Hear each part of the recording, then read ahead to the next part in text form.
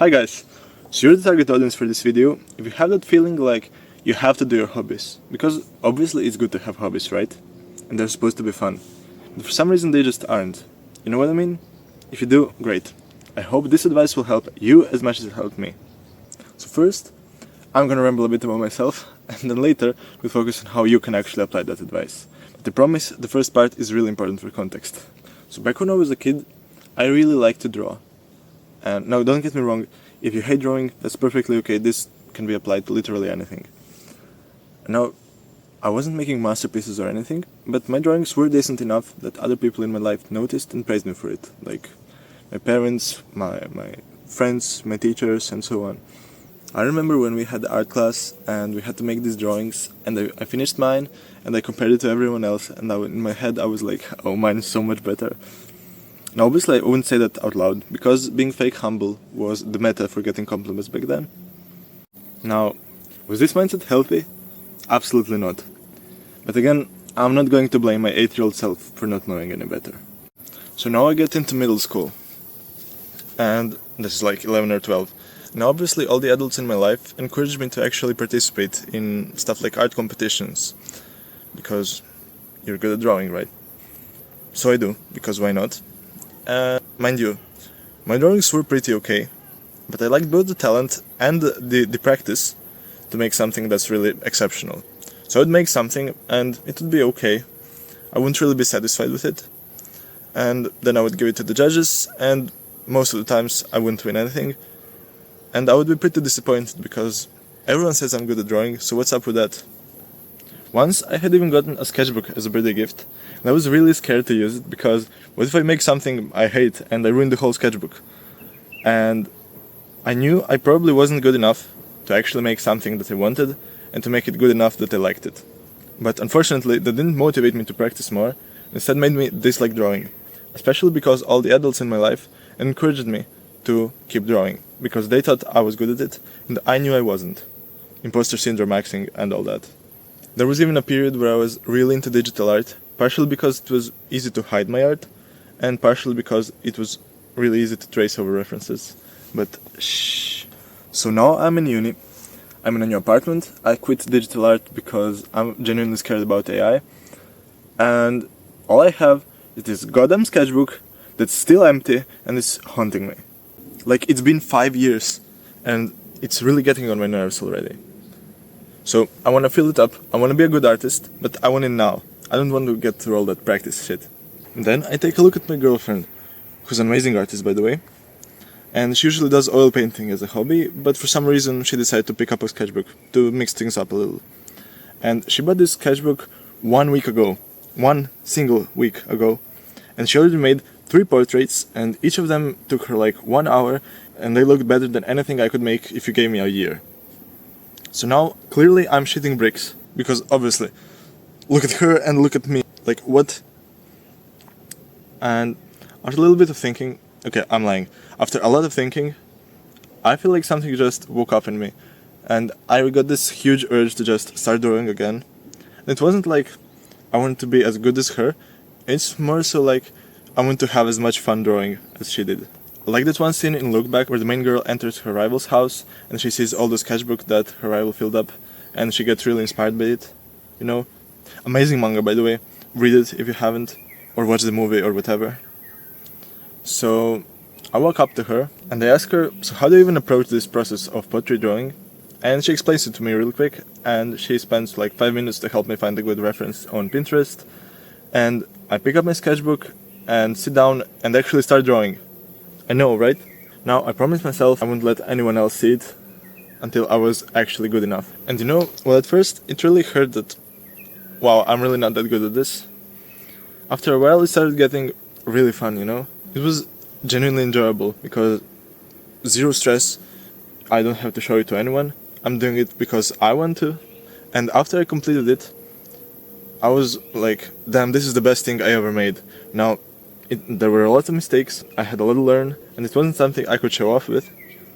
But still, I was like, fuck you, fuck everyone, I made this because I wanted to, and I'm happy with it. And that felt so cathartic, I guess.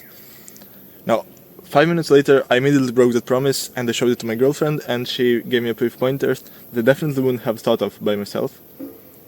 And then, a few days later, I picked up the sketchbook again, and I drew something, keeping those pointers in mind, and then the next day, again, and a few days later, again, and again. And that's how drawing actually started feeling like fun again. So while at school and all, I know what you're thinking. That should have been me, not him. Who cares about him? And I hear you.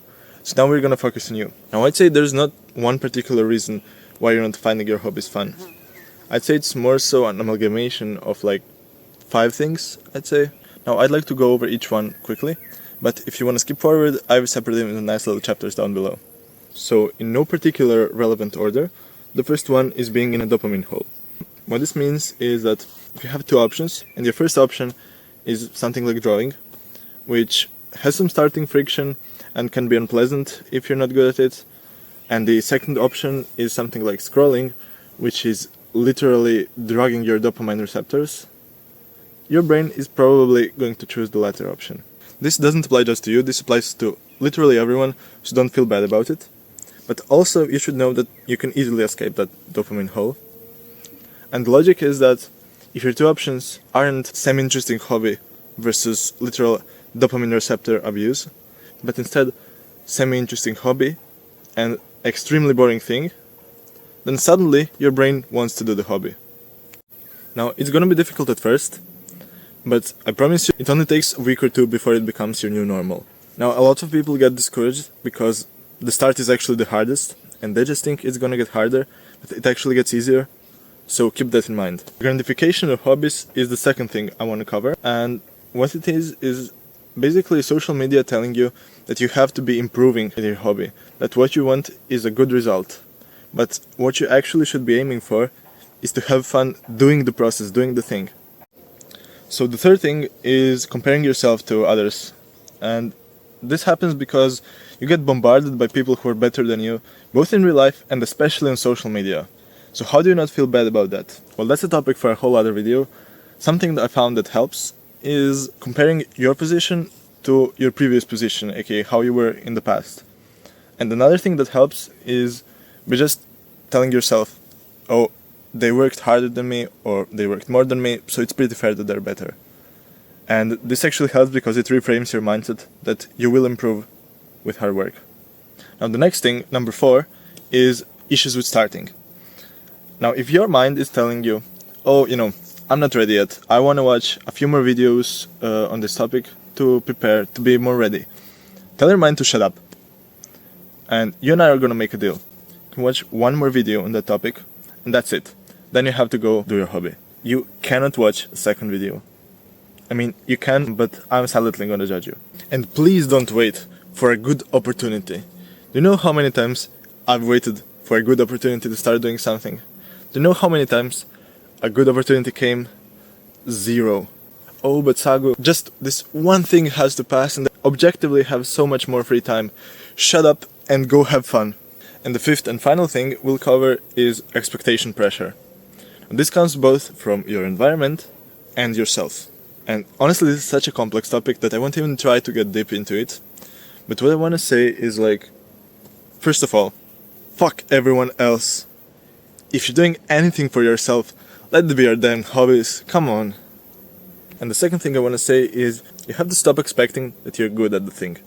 Whenever I watch a video and I hear a dude say, oh, it's because you're scared of failing, I'm always like, no, I'm not scared, that's bullshit. But I assure you, that's exactly the reason. Now, it's not really being scared per se, but it's more so knowing that failing is going to be kind of unpleasant, and your brain subconsciously kind of avoiding that. You need to remember that you're a beginner and you should suck. And even if you're not a beginner, it's still okay. You just need to put in a little bit more work. It's not that you're incompetent or stupid or worthless or anything like that. So please keep that in mind and keep telling yourself that as many times as you have to. That was a lot to unpack. Now, if you're anything like me, you're gonna listen to this and be like, true, and then forget everything I said in the next 2 to 15 minutes. So you and I, we're gonna make a little deal. I'm gonna give you a summary that you can write down so you can remember everything I said easier in the future. And in return, you'll fulfill my request when I shamelessly beg you to like the video and subscribe. Sound fair? I hope so. Okay, so the summary... Wait, let me get the script.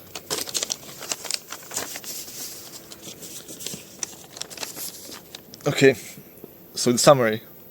Number 1, don't replace hobbies with instant dopamine. Be bored. Number 2, do the hobbies that have the process you like, not the result. Number 3, remember how you were doing that hobby yesterday or last year, and be better than that. Who gives a shit about others? Number 4, just do the thing. Even if the situation sucks, you'll never start otherwise. And number 5, just do the thing. Even if the result sucks. Nobody cares, so it's okay. I genuinely hope this helps you, and I really appreciate you for watching. Thanks, for real. And see you next time.